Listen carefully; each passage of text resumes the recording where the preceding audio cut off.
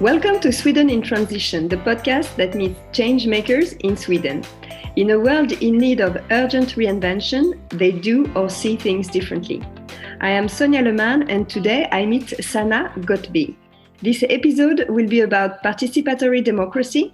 After working in politics for 4.5 years, Sanna is now co-owner at DigiDem Lab, working with municipalities and public institutions to design participatory democracy processes. Together, we will discuss about the need to reinvent democracy, review examples, and share about opportunities, challenges, and specific initiatives here in Sweden. Hi, Sanna, welcome. Hello, thank you for having me. It's great to be able to talk to you. In the intro of this podcast, I say, in a world in need of urgent reinvention. Do you agree?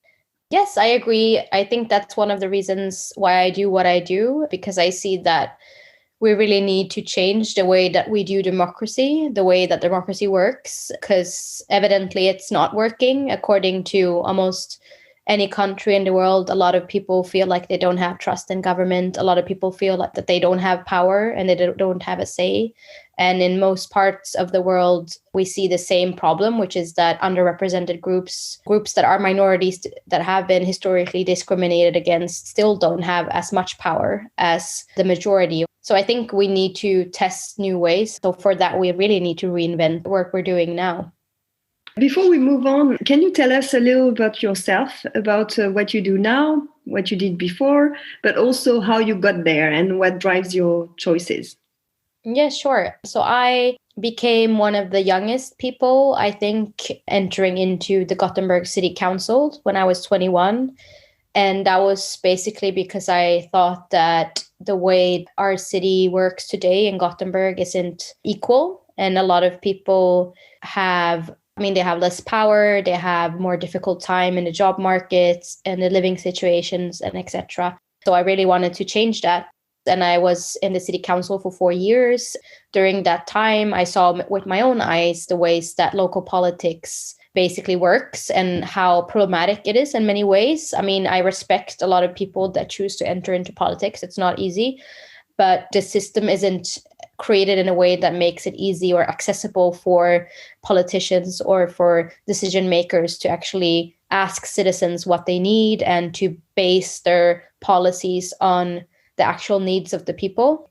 After those 4 years in politics, I actually felt like, okay, I want to do something different. I want to work directly with citizens. I want to work directly with how we do decision making and not just particular issues, but in the wider way of how the structures are made. And so that was why I, together with a couple of other people, started DigiDem Lab, which is a democracy lab. And we're based in Sweden. We have our main office in Gothenburg, but we work all over Sweden and also other countries. We started doing a lot of participation and started working with municipalities. Basically, that was where I started from. Can you define for us what is participatory democracy? So participatory democracy basically means that it's different from representative democracy, which is that you elect politicians and then usually they run for 4 years and then you re-elect politicians again. So participatory democracy is that citizens themselves participate directly into decision making and not just politicians. So regular people do everyday decision making. And it could be anything from deciding how your trash collection should be like, how they should build in the city you live in, or how they should combat climate change in the upcoming 50 years. So it can be basically any issue. The difference is that it's citizens participating and not just representatives. And why do you think it's developing so much right now? I think it's due to a couple of different things. For one, I think it's a common trend in a lot of countries that political parties are losing members. So, for example, in Sweden, we have the lowest participant rates ever in political parties. So there's only a couple of % of the population that are active in political parties, which is not enough. So over 90% of the population, they're not participating in political parties. And it's due to the fact that the way we consume information, the way we organize ourselves are changing, and we have to keep up with that change. And the way that political parties are structured are very conservative, and a lot of people organize in a more informal way in networks that comes and goes. You don't commit yourself to the same thing for like 10 years. You do different things depending on the needs you see. You participate online, you go to a demonstration, you want to be flexible with your participation. And that's not the way political parties work, unfortunately. And that's why we need to be flexible with how we do participation, I think. And in a lot of countries, there's been a lot of protests as well. For example, in Spain, there was this economic crisis. I mean, it wasn't the whole European Union, but especially Spain. It was very evident that a lot of people in their everyday lives saw change. They lost their jobs. They had a hard time paying their rent. And just as an example, a lot of people from that decided that we need to change politics. They went to demonstrate. And from that, a lot of new types of politics were formed. And I think that we see that in a lot of countries that have gone from a more conservative way of doing politics to a more participatory approach. A lot of them, it stemmed from crisis. The same with in France with the yellow vest, that starts something, a spark, and then you realize that you need something else. And what are the most inspiring examples that paved the way? The 15M movement is actually one of those examples for me. It's called 15M in Spanish, and it's called that because it happened on the 15th of May, 2011, where millions of people in Spain at the same time went out to the biggest squares, for example, Plaza de Sol in Madrid and a lot of squares in Barcelona, Zaragoza. What happened is that they basically sat down and they didn't leave for a week, and they started having these conversations together. So neighbors, but also people that never met. They organized these committees where they start talking about issues about the job market, about the rent, about privatizations, where water was being privatized. A lot of people had a difficult time. And from that, this movement grew. And for years and years, people organized and were saying that, okay, politics is corrupt. We don't have transparency. What happens to the money? What happens to our welfare system? And then in 2015, after this economic crisis, they had local elections. And in all of these big cities, a lot of progressive political parties were formed, just like formed by regular citizens. And they entered into politics and they started doing participatory democracy or direct democracy. And they, for example, started huge processes. In Barcelona, they did something called PAM, Programa Acción Municipal, where the whole political program for the city, the upcoming 4 years, was decided by citizens. And they said, okay, now it's up to the citizens to decide on every subject. Like, what should we do with the climate change? What should we do with our energy plan? What should we do with our traffic plans? How should we work with social issues? And it was all decided together with citizens. And that's something we've never seen before in a big European city. So I think that's very inspirational. And I think it's inspired a lot of people actually to doing what they're doing today with participation. I have in mind Ireland as well. Do you know this case in Ireland? Yeah, exactly. That's also really inspiring because it was around very controversial issues. In 2016, they formed the first Irish Citizen Assembly. They said that, okay, we have a couple of issues that we as politicians are afraid of talking about.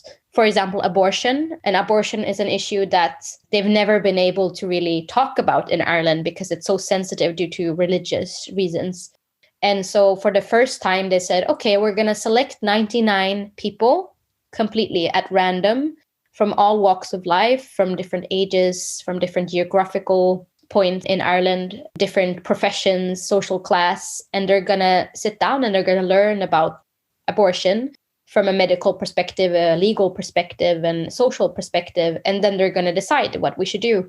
And what's interesting is that most of the people in this citizen assembly of these 99 people were actually against abortion when they asked them before. But after listening to experts, they changed their minds. In 2018, they delivered their recommendations and they said, we think it should be legalized and we think we should do a popular vote in Ireland. And they did a popular vote. And for the first time, the majority of the population said, we want to legalize abortion. Why they did that is because it was regular people that said, hey guys, we should really do this. And since they're not politicians, they resemble regular people. The people really trusted these citizen experts and they decided, okay, let's legalize abortion. And it's the same with a lot of other issues, like the climate issue that they also did an assembly around. A lot of the policies that the citizen created shocked the nation because a lot of people said, oh, we shouldn't let citizens decide because they're skeptical, they don't know anything about the climate. And then they realize, hey, if we actually let citizens listen to experts, meet each other, deliberate, they can actually come up with pretty innovative proposals. And it's the same in France, right? Even Macron said that, oh, we're going to approve of all of these recommendations because he didn't think they would be that radical. And then I think he was pretty shocked at the rate of how actually radical those, I mean, I don't think they're radical, but how big they were, the recommendations that the citizen created. Speaking about the Citizen Convention for Climate in France, what do you think of it in the end? I mean, I think it's a shame that the government didn't really approve most of the recommendations. A lot of the recommendations were changed. One that has been talked about a lot is the one about flights. The original proposal was that they wanted to forbid flights that could be taken by train in 4 hours. But Macron or the government changed it to 2.5 hours. So I think that's something that they did with a lot of the proposals, that they watered them down so that they became less effective. But what's really interesting is that this group of 150 citizens in France actually became like this activist group. I think that's very interesting. People that were actually not that interested in the climate before and said that they didn't really believe in climate change. And now they're this active group that's actively advocating more climate policies in France. That's really interesting. And I think that citizen assemblies, of course, it's important that politicians listen to them, but I still think that they have an effect, even if politicians don't straight away, accept their proposals. Because I think another important effect is just that the way that people start believing more. Even the media is writing more about the climate when they have citizen assemblies about the climate. And I think that's important as well, not just the way politicians react, but also how the public react. So Sweden is a very democratic country. Stakeholders dialogue is a strength. Consensus is the norm. So I'm thinking, is there really a need to develop participatory democracy here in Sweden if it's rooted in the culture already? I think that's a myth that Sweden is such a democratic country, because I'm not saying that we're a non-democratic country, like a dictatorship or anything, but what I mean is it depends on how you define democracy, because I think if we just define democracy by having an election every 4 years and, the right to express yourself and the right to form a political party, then obviously, yes, we have a democracy. But for me, democracy is also everyday participation. For example, there was this investigation that they did on a state level in Sweden that's called Democracy Investigation, Demokratiutredningen. And it's something that they did 5 years ago. They interviewed a lot of people, did a lot of research, and they found out that it's 2 to 4% of the population that are politically active. And of these people, it's very few that are young, very few that are born outside of Sweden, and fewer that are women. So they're not representative for the population. And what they see is a trend where a lot of political representatives take on more assignments. So less and less people are in power, and the same people have more power. And this is a very negative trend. And there's been since then more investigations on youth participation specifically. And every time it showed the same thing, that youth participation is decreasing more and more. And at the same time, we feel like, okay, we've never had a population this aware about the world and this interested in the world. So how can we have this at the same time? We have to make it easier for people to participate without having to become active in a political party, because a lot of people don't have the time, they don't have the resources to become politically active in a party. Because I've been politically active in a party. It demands a lot of time, a lot of resources. What if I just want to be able to express myself about this highway that's being built outside of my house? What if I'm just interested in this particular issue? Why should I have to go into a political party then? Why don't we have a world that's based on actual needs of the people. Like when we build things, when we decide things, why don't we just ask people in a neighborhood what's important to them? But we don't really. I mean, in Sweden, I've maybe educated around 2,000 civil servants the last 2 years. And what I've seen is that a lot of good willing people, a lot of people that want to do good things, but they don't have the tools. They don't know how to approach citizens. A lot of times they say, oh, we're going to build in this area. And when we're going to talk to citizens, it's too late. We've already decided what we're going to do. So we're just invite citizens. The citizens say what they think, but then we don't listen to them because we can't, because it's too late. And so that's why we need participation in Sweden, because the trust is decreasing. At the beginning, you were mentioning that across countries, we see a growing mistrust in institutions. But I've read that Sweden was one of the countries where population actually trusts government and institutions most. I mean, this is the very interesting thing about Sweden, because if you look at where we started in the 60s, we started from a very high position. Sweden used to be one of the poorest countries in Europe. You probably know what happened during the workers' movement. From that, we became one of the strongest welfare states in the world. And I think it created a strong identity where a lot of people felt like, oh, Sweden is one of the most equal countries. We're so good. We have this high trust in government because the government actually provides. They give us what we need. We have fair rents. We have fair wages. And it's really nice. And I think this identity really stuck, because what's been happening since then, and I mean, this is something that research shows as well, is that year by year since the 80s, we've been slowly dismantling all of our welfare system. And so it's become worse and worse and worse and worse, but in a very slow rate. We've privatized the pharmacies. We've privatized the railroad. We had a lot of immigration and a lot of migrants that live in very precarious situations compared to people that don't. And we have a lot of these things that actually shows that, okay, Sweden isn't as equal of a country as we think, but we still hold on to this strong identity of being like the best in the world. What happens then is that at the same time as we're becoming worse and worse, people aren't really taking action because they have this high trust in government. So it's actually one of the most difficult countries to work in, I would say, as a person working with participation. I would have it much easier if I was in Spain now, because a lot of people can agree that, oh, the government is so bad, we have to do something. But here, people don't really, have that common agreement. If I go to a low-income neighborhood where they've seen their schools being dismantled, their railroad being dismantled, where everyone has really low salaries and they're discriminated against in the job market and everything, they would say, I hate the government, or, I don't trust the government. But at the same time, I go just across the city and talk to people in richer areas where people have really high trust, then it's not the same. So I wouldn't say that we have consensus. I would say it depends on who you talk to in Sweden, because it's so segregated. So people don't really realize that there are inequalities, But in Sweden, at the same time, things are changing. That's where Fridays for Future was born. And you can see the younger generation getting more active and more revolutionary in a way.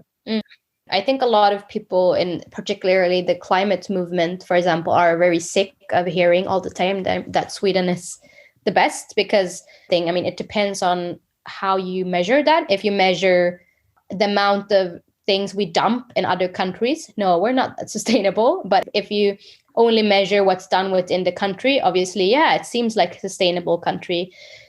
It's the same with, equality between genders. A lot of people say that Sweden is a really equal country, but we know that there are still a lot of issues that we have to deal with. So working with municipalities and public institutions, how does it work concretely? Give us some examples.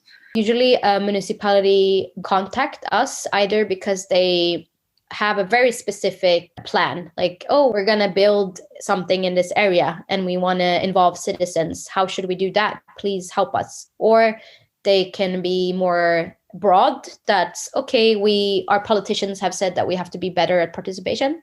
So we want to do something, but we don't really know what. So inspire us, tell us about examples in other parts of the world. And so a couple of examples of what we've done in Sweden is that in Gothenburg, where we've been working with a couple of housing companies to involve tenants in concrete budget, so like participatory budgeting. And it's inspired by Paris. To explain to the listeners, a participatory budget is basically when you set aside money, concrete money, and it's usually a couple of percent of a total budget. So it could be the city budget or a housing company's budget or a school's budget. And you say, okay, this amount of money is for the citizens. You decide what we do with this money. And the citizens create proposals. It could be, oh, I want this park, or I want food delivered to homeless people. And then other people vote on your idea if they think it's a good idea. And then the ideas with the most votes in the community, they get the money and they're implemented. This is something that we started doing together with housing companies in Sweden. And it's the first time in the Nordic that that's happened. And it's becoming increasingly more popular, and more neighborhoods in Gothenburg are doing it now. We also started working with the schools. And that was the first time that we combined working with school children and tenants. And that was also very interesting. And usually we do a lot of workshops then together with civil servants and the governments. And we look at, okay, who lives in this neighborhood, what associations are there, who should you collaborate with, how should you do your communications, or you reach out to the citizens. We design the process and a timeline, and then decide on activities for each step and how to involve citizens along the way. And then we also do workshops with citizens directly. So yeah, that's usually the things we do. And then sometimes we do trainings with politicians as well. Mm. And how do you incentivize citizens to join in and dedicate their evenings and their weekends? That's a good question. Usually a lot of civil servants, they come and they say, wow, it's really hard to find citizens, in quotation mark. And what we usually say is, well, it kind of depends on what you want them to do. Because I find that a lot of government officials feel like they have to tick off something like, oh, I need to say that I had 10 citizens in this meeting. But instead, you should start by thinking about, okay, so why do I want citizens to participate? So what do they get out of this process? What is beneficial for them? And it always comes down to power, empowerment, and how much impact their participation has. Obviously, if you just invite young people and you say, hey, come to this meeting, and then you don't have a purpose and they don't really get anything in return, then there's no point. But a lot of times we see that when citizens participate and they realize that, oh, actually my proposals get implemented. If I give an idea and if enough people in the community agrees, it's financed, then that's something more powerful. And you win as a community. It's not you as a person that wins. We talk about collective intelligence. The more people that work together, the more intelligent we are as a society. We go to school when we were little and teachers decide for us what we should do in school. We then start working and we have bosses in our work that decide what we should do. And then we vote every 4 years and politicians decide what we should do in society. So people are not used to deciding. So I think that's the thing. You just have to do it until you get used to it. And then you realize the potential. Isn't it sometimes an alibi? A small part of the budget is dedicated to a participatory budget, and the big decisions continues business as usual. You have a clear conscience because you know you've done something on the side.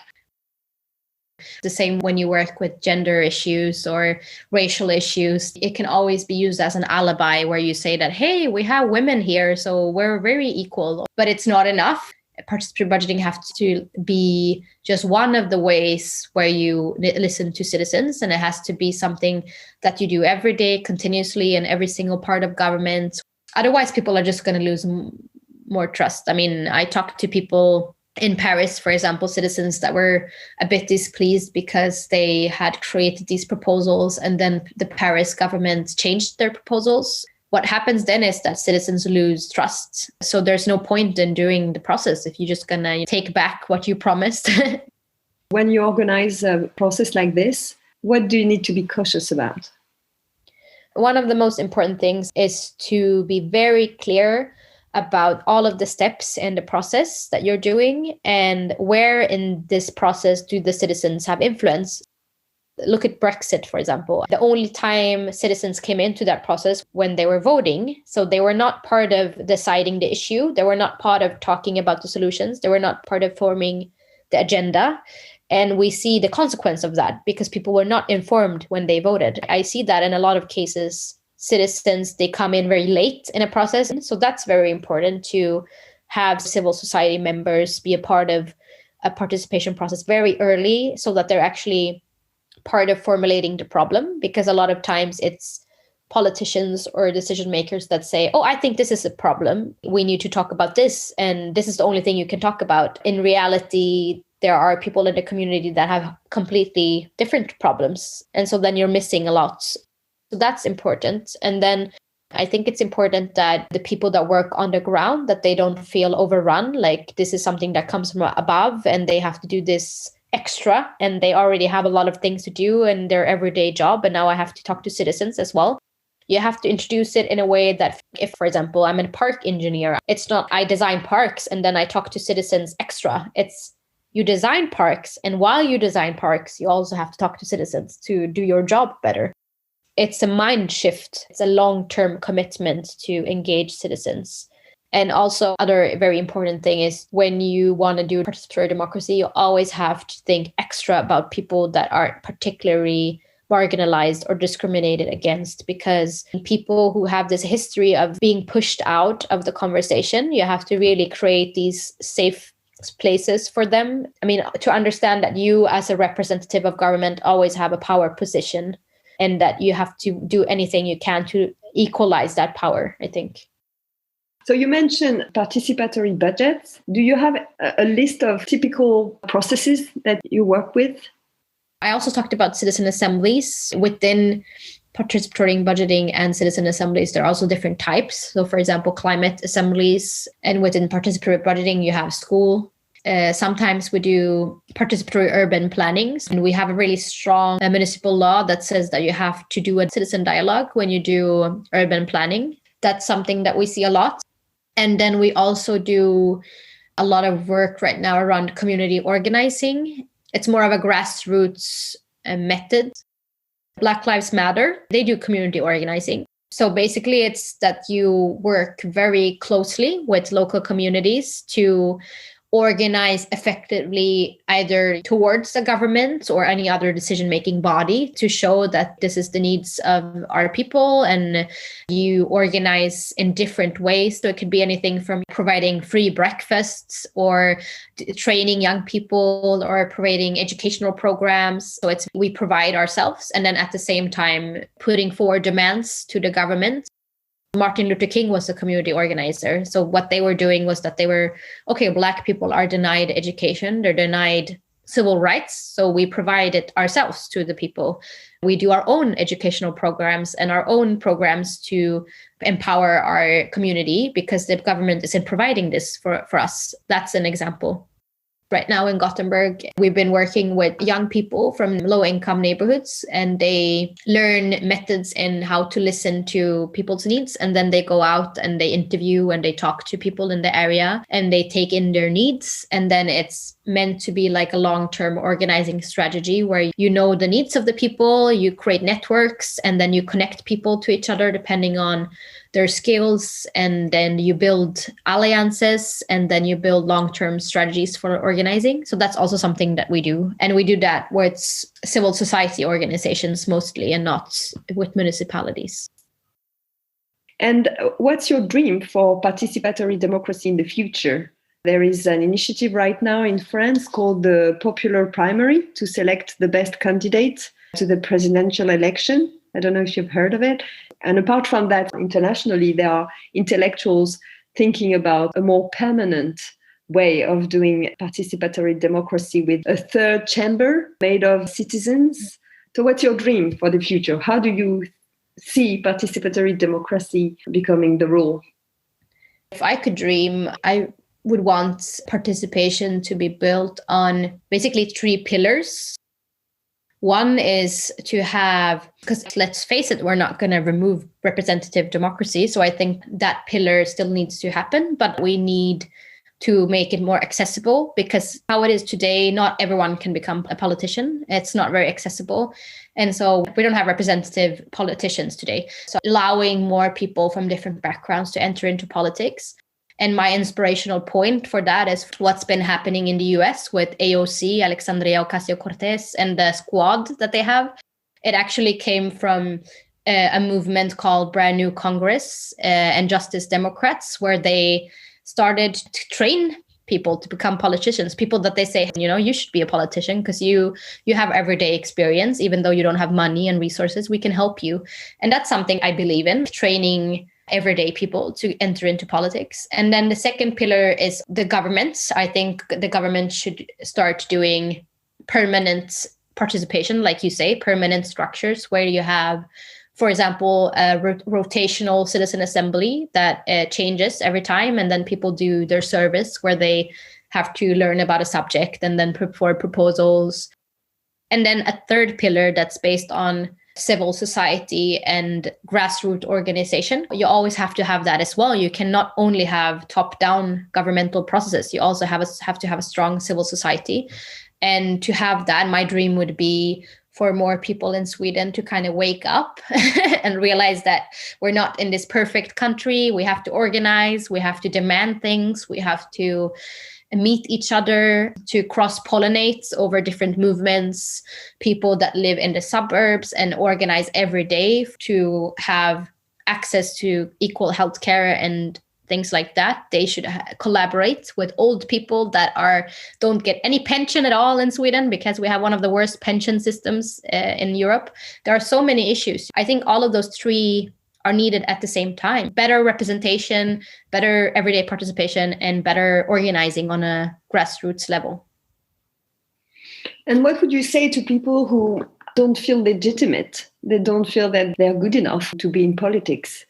I would say that you are an expert on your life, and you are an expert on your community and your reality. Because I think that, unfortunately, how we define expertise today is very elitistic. So we think that to be an expert, you have to have an academic education. But citizens are experts also, because you can be an expert on how it is to live in Botkyrka. You can be an expert on how it is to live in Biskopsgården. That's expertise. It's local expertise. And I think the parallel with justice, where we have had juries for, I don't know, as long as we can think of, the same. And we don't question the fact that juries decide on life or death or the sentence. Do you use this parallel a lot to explain participatory democracy? Yeah, I mean, for example, citizen assemblies. In Swedish, they want to call it medborgarråd or medborgarförsamling, which is other types of words. But I like the word jury. I call it medborgarjury in Swedish, which means citizen jury. I like the word just because that it's parallel to, like you say, the jury system. And that's something very unique, that it gives a very clear idea of being elected, of getting this letter. It says, it's your duty. Now it's your turn to do your service. And I like that idea, parallel that I really like. It's not someone that can be bought. It's someone that is independent. And to close this conversation, I have always this question about a book that was important to you or that you want to recommend. So actually, I didn't say that, but what really started off my interest in participatory democracy was that I did my bachelor thesis about Rojava, which is the Kurdish region in Syria, where they're running a participation project. And I really recommend people to read about it. So a book that I really like is called The Revolution in Rojava. It's a very comprehensive book that you can read anything about how they're doing neighborhood assemblies, for example, even how they organize their police system in a democratic way, and how they work specifically to strengthen women and empower women. So I really enjoyed that example a lot. I've never read about anything similar to that. Great. And do you have a quote that you like? I tend not to have idols or like individuals that I think about. I like collectives, like I like movements a lot. Great. Well, it was fantastic conversation. Thanks a lot, Sanna. Thank you. It was really nice to talk to you.